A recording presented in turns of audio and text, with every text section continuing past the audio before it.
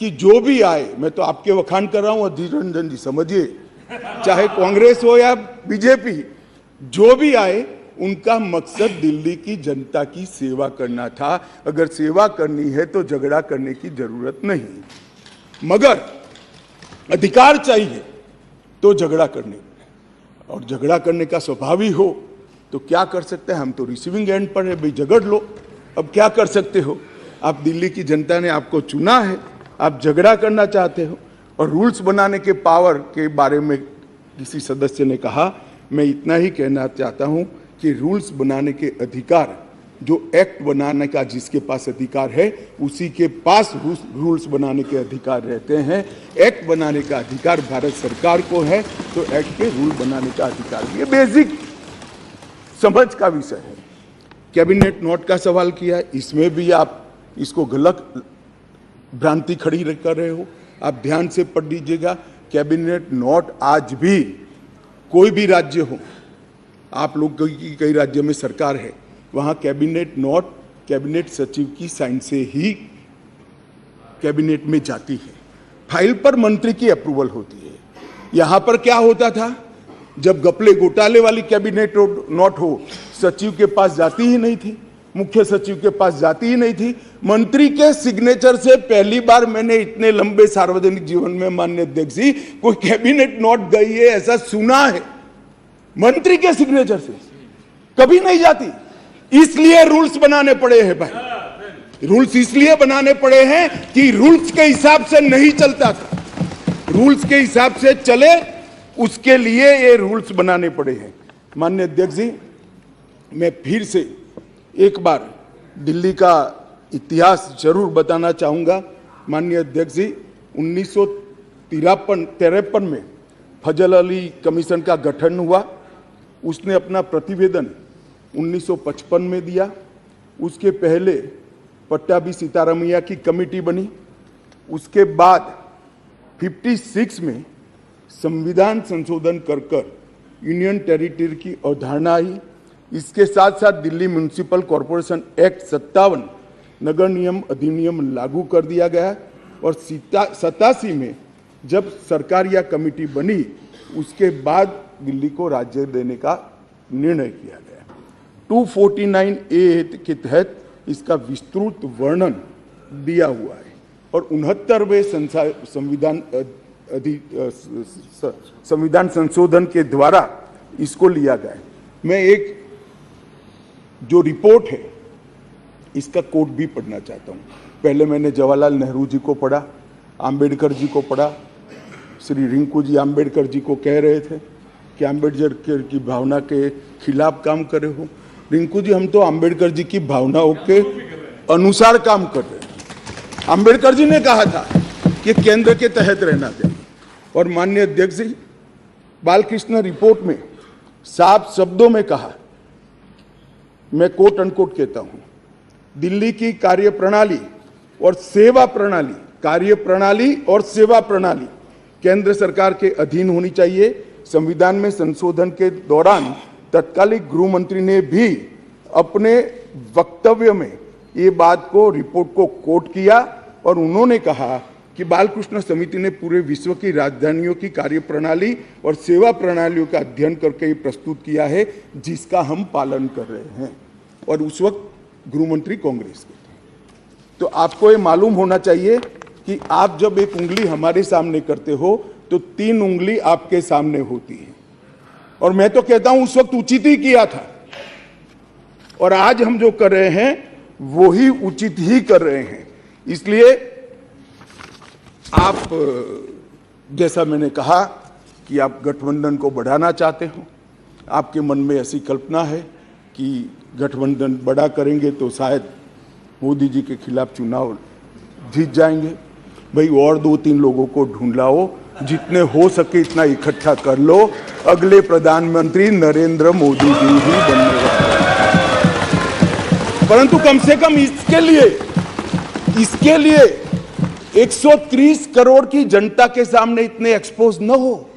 हर bill आता है, नहीं मणिपुर पर चर्चा, में मणिपुर पर चर्चा करने के लिए आता है, नहीं मणिपुर पर चर्चा नहीं, हम विरोध करेंगे, यहाँ आ जाएंगे, मेरे सामने बोर्ड लेकर खड़े हो जाएंगे, ठीक है भाई करो।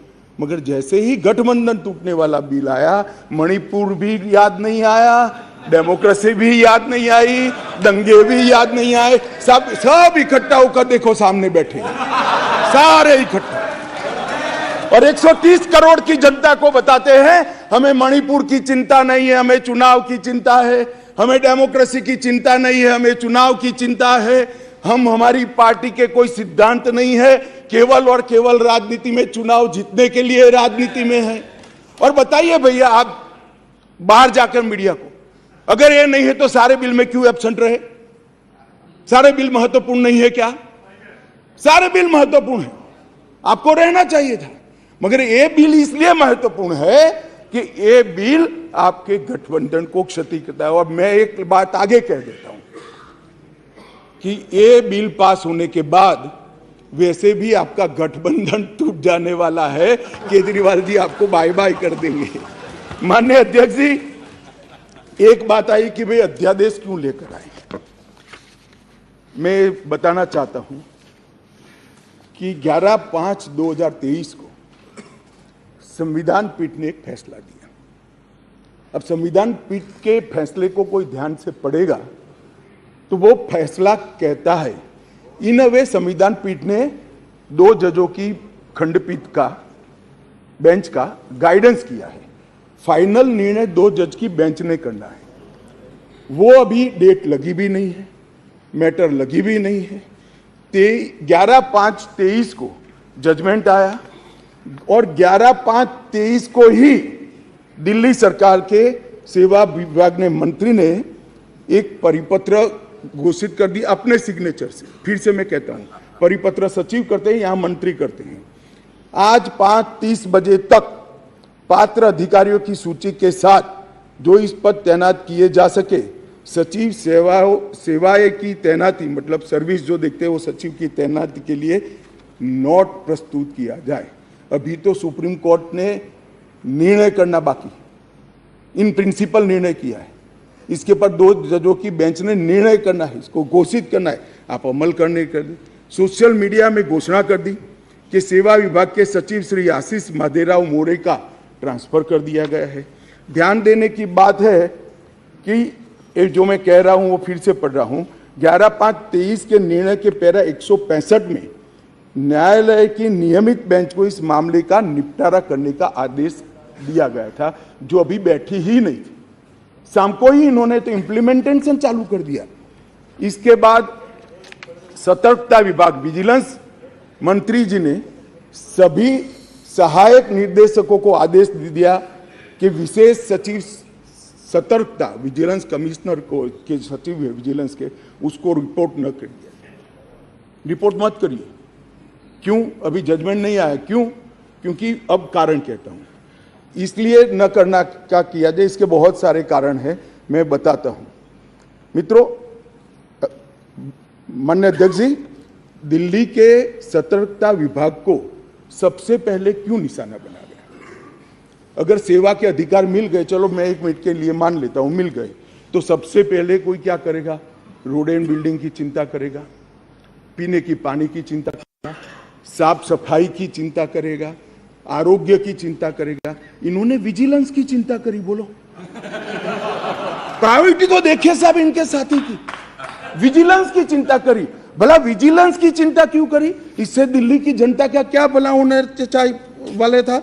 मैं बताता हूं, क्योंकि विजिलेंस विभाग को इसलिए निशाना बना गया, माननीय अध्यक्ष जी, कि इसमें बहुत सारी संवेदनशील फाइलें बंद पड़ी थी। कौन सी फाइलें थी? कौन सी फाइलें थी? जरा आप ध्यान से सुनना भाई, जिसके बारे में बड़े बड़े आवाज से आर्गुमेंट्स कर रहे थे, उनका एक्ट सुनना। आबकारी घोटाले के संबंधित फाइल, शराब की आबकारी घोटाले की फाइल, न्यायालय द्वारा जो आदेश किया था, इसका ओपिनियन जो देना था, वो फाइल विजिलेंस डिपार्टमेंट में थी, जिसके तहत उनके पूर्व डेप्यूटी चीफ मिनिस्टर जेल में बैठे हैं। अब वो फाइल कैसे इनके हाथ में दे? मुख्यमंत्री के नए बंगले के निर्माण पर अवैध रूप से हुए खर्चे के संबंधित फाइल, जिसमें स्वयं मुख्यमंत्री फंसते हैं, शीश महल की फाइल दिल्ली सरकार द्वारा उनकी पॉलिटिकल पार्टी ने उसके प्रचार के लिए, सरकार के नहीं पार्टी के प्रचार के लिए 90 करोड़ रुपया खर्च कर दिया। कोर्ट ने ऑर्डर किया कि वो 90 करोड़ रुपया पार्टी के खजाने से दिल्ली सरकार में भरा जाए। इसकी जांच की फाइल भी ये सतर्कता विभाग में थी। माननीय अध्यक्ष जी, एक फीडबैक यूनिट बना दिया। अब आप संविधान की दुहाई दे रहे हो, ये एक्ट सुधारने के पहले भी लॉ एंड ऑर्डर इनके पास नहीं है, तो उनके पास खुफिया विभाग नहीं हो सकता। उन्होंने फीडबैक यूनिट के नाम से करोड़ों रुपए का खर्च कर एक स्वतंत्र गैरकानूनी खुफिया विभाग खड़ा कर दिया। अब इसकी भी जांच चालू हो गई, वो फाइल भी विजिलेंस में थी। BSES जो बिजली सप्लाई करने वाली कंपनी है और BYPL कंपनियों का 21,000 करोड़ का बकाया था, फिर भी एक इंडस्ट्री को और रुपया दे दिया। उनको 21,000 करोड़ लेना है, वो साइड में रहा और दूसरा पेमेंट कर दिया। इसका भी विजिलेंस में इंक्वायरी चल रहा है। अब ये सारी फाइलों के लिए माननीय अध्यक्ष जी सतर्कता विभाग को निशाना बना दिया। और ये हमारे दल, मैं तो नहीं मानते सारे दल इसका समर्थन करते होंगे ऐसे काम के, मगर गठबंधन की एक मजबूरी है, इसलिए सारे दल ये सतर्कता विभाग के साथ आज आप पार्टी के साथ जुड़ गए। माननीय अध्यक्ष जी, एक कहा कि भाई सत्र बुलाने का। माननीय अध्यक्ष जी, सभी दलों की कहीं ना कहीं पार्टियां रही। मैं इनको ये कहना चाहता हूं कि आपने असेंबली, एक भी असेंबली ऐसी दिखी है जिसका सत्र अवसान ही न हो। माननीय अध्यक्ष जी, सत्र आहूत होता है, आप सत्र अवसान यहां करते हो, राष्ट्रपति महोदया साइन करती है और सत्र का अवसान होता है, नए सत्र का फिर से आहूत किया जाए। एक असेंबली देश में ऐसी है दिल्ली संघ राज्य क्षेत्र की जिसका सत्र अवसान ही नहीं होता है, चालू ही रहती है। और जब भी पॉलिटिकल भाषण देना है, रिस्पॉन्सिबिलिटी से भागना है, सदन के विशेषाधिकार का उपयोग करना है, किसी को गाली गलौज करना है, तो आधे दिन का सत्र बुलाकर गाली बोलकर फिर से सत्र निलंबित कर देते हैं। सत्र का अवसान ही नहीं होता है। मान्य देखिए, ऐसी कोई सरकार देखी है आपने? मैं इसलिए कह रहा हूं, इनको बताता हूं आप किसका समर्थन कर रहे हो, इसी किस व्यवस्था का समर्थन कर रहे हो माननीय अध्यक्ष जी। और देश की जनता को यह सब मालूम है। और एक कैबिनेट के अधिकारों की बात कर रहे हैं, असेंबली के अधिकारों की बात कर रहे हैं। 2020 में दिल्ली विधानसभा का एक ही सत्र बुलाया गया, बजट सत्र, जिसमें 5 बैठकें हुई। 2 दिन का जो मजबूरी है, बजट पारित कराना है। 21 में भी एक ही सत्र बुलाया गया, बजट सत्र, जिसमें 3 दिन की बैठक करी, 4 बैठकें करी। वो बजट सत्र था, मजबूरी है। 2022 में एक ही सत्र बुलाया गया, बजट सत्र, क्योंकि मजबूरी है, बजट पारित करना है। और 2023 में भी एक सत्र बुलाया गया, बजट सत्र। इसके अलावा विधानसभा ही नहीं बुलाई माननीय अध्यक्ष जी। अरे विधानसभा के अधिकारों की हमारे विपक्षी दल के मित्र, कौन से अधिकार भाई? विधानसभा बुलानी है नहीं है, ओवैसी जी आप मुगालते में हैं, आप मुगालते में है, विधानसभा बुलानी ही नहीं है।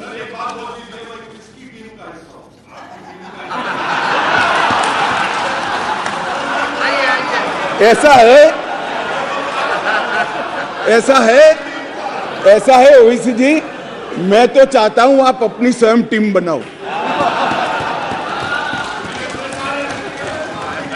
अब वो परेशान है, इसलिए कहता हूं, मैं चाहता हूं आप अपनी स्वयं, आपके मुद्दे सबसे अलग है। माननीय अध्यक्ष जी, मैं अब कैबिनेट बैठक पर आता हूं। 2022 के लिए 2022 में सिर्फ 6 कैबिनेट बैठक बुलाई गई, सिर्फ 6 ही बैठक पूरे साल में। इसमें से 3 बैठक बजट संबंधी थी और 1 बैठक एक कंपनी को फायदा करने के लिए बुलाई गई। तो एक्चुअल में देखे तो 2 बैठक बुलाई गई। माननीय अध्यक्ष जी, 2023 में 2 ही बैठक अब तक बुलाई गई है, दोनों बैठक बजट के लिए। अब ये कैबिनेट की बात कर रहे हैं, भैया कैबिनेट बुलाते नहीं है, वही तकलीफ है दिल्ली की जनता को। ये तो बुलाते ही नहीं कैबिनेट। हम तो चाहते हैं कैबिनेट बुलाया जाए, आप किसका समर्थन कर रहे हो? गठबंधन करना चाहिए, सबको जोड़ना चाहिए, हम भी चलाते हैं, मगर ऐसे एक भी बिल में चर्चा नहीं करना और इसमें खड़े हो जाना,